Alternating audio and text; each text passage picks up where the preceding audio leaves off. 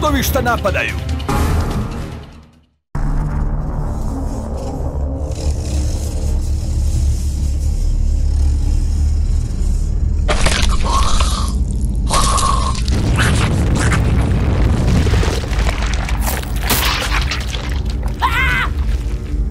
Fuj! Odvratno!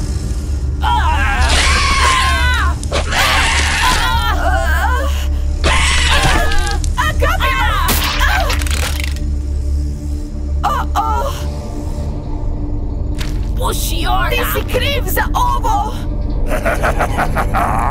Ova djeca će usrećiti gospodara. Sjajan posao, vas dvojica. Izgleda da su se ostali vratili. Gospodaru će biti drago.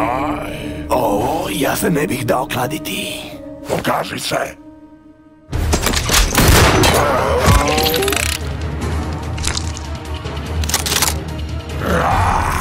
Sredi ga. Pomoć! Majmo sjede!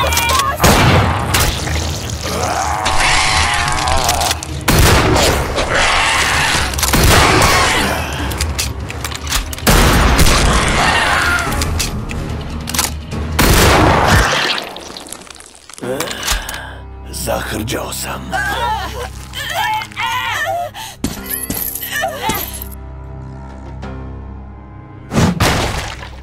Vi ste tip svijesti! Stari lovac na čudovišta! Stariji ste nego na slikama! Hvala, mala. Baš se super sad osjećam zbog toga. Moramo pronaći našeg brata Kristofera! Gledajte, nisam došao ovdje spasiti vašeg brata. Samo sam na putu da ulovim nakaze koje otimaju svu onu djecu. Nisam htio stajati prekriženih ruku kad sam vidio da ste u nevolji. Nemojte sad baš preuveličavati moje dobro djelo.